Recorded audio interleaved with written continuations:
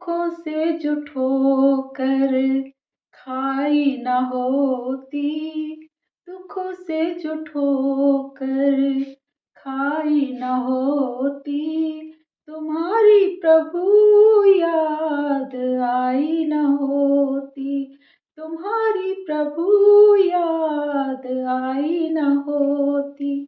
हाँ जी, राधे राधे, जय श्री कृष्णा, जय Shri Ram. Welcome my YouTube channel Rupa RG 25 में आपका बहुत बहुत स्वागत है। और आज हमारे यहाँ पड़ रही है बहुत ठंडी, तो हमने लगा लिया है टोपा। और आप भी लगा के रखिए, ठंड से बचा के रखिए खुद को, तो ही आप कुछ कर पाएंगे, वरना रुक जाएंगे, लाइफ रुक जाएगी और आपकी जो करते हैं ना काम वो भी रुक जाएंगे। तो प्लीज़ अपना ध्यान रखिए, ठंड से बचाइए खुद को। और चलिए अब हम करते हैं अपना ब्लॉग स्टार्ट, जो हमने दो मोटिवेशनल भजन की लाइनें ली हैं कि दुखों से जो ठोकर खाई ना होती, तो प्रभु तुम्हारी तुम्हारी प्रभु याद आई ना होती। रियली पता है कैसा होता है, यहाँ पे एक प्रभु की बात नहीं है, माँ बाप भी प्रभु के समान ही होते हैं। कि जब इंसान को ठोकर लगती है ना, तभी हमें उस इंसान की याद आती है जिसने हमें बहुत सहारा दिया है। कभी आपने देखा है कि हम सुख में होते हैं ना, तो भूल जाते हैं भगवान को भी और अपने लोगों को भी। कभी भी पार्टी हुई या कुछ हुआ तो ये हम भूल जाते हैं कि हमें भगवान की पूजा भी करनी है, और एक भगवान हमारे माँ बाप भी हैं, उनका भी हमें ध्यान रखना है।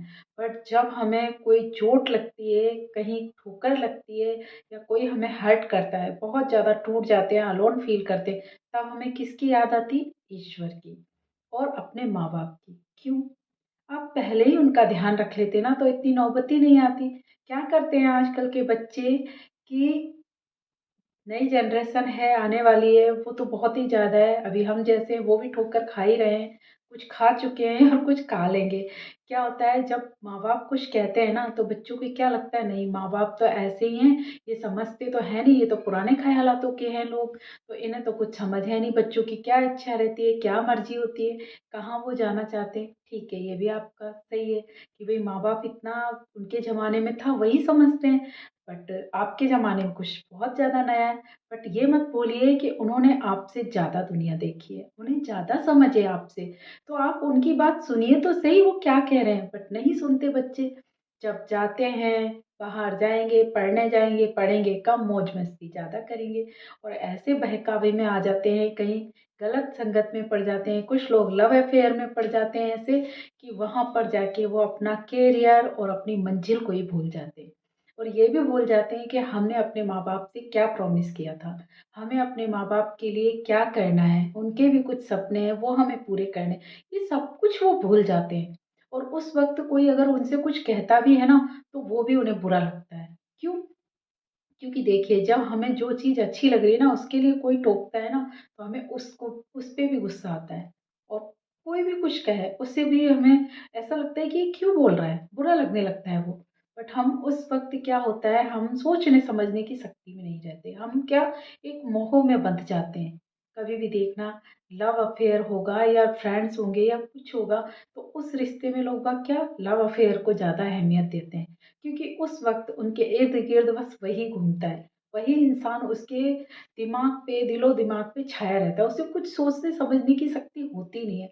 तो फिर जो लोग उसे समझाते हैं ना, वो भी पता है क्या करते हैं, छोड़ो इसे, अपने हाल पे छोड़ दो, जब ठोकर खाएगा खुद ही ठीक हो जाएगा, तो वो भी उसे कुछ नहीं कहते, छोड़ देते हैं।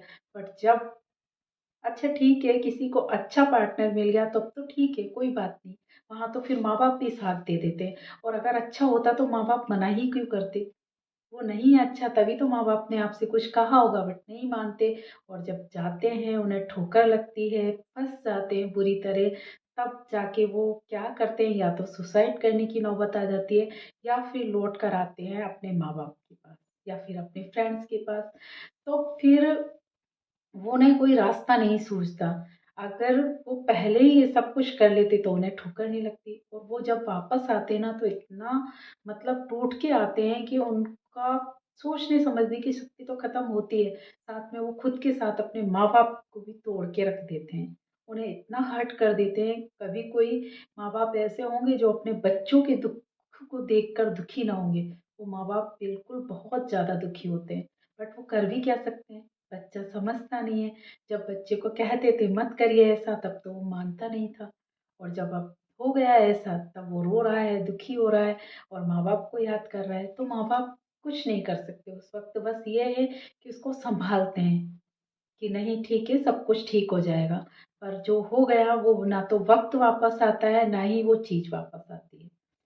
उन सब चीज़ों में हमने अपने माँ-बाप को तो हर्ट किया ही है, साथ में अपना पूरा वक़्त हमने बर्बाद कर दिया। किसके लिए? जो हमारा अपना था ही नहीं। क्यों भागते हैं हम किसी के पीछे? नहीं भागना चाहिए, भागिए वहाँ जहाँ आपको बिलीव हो।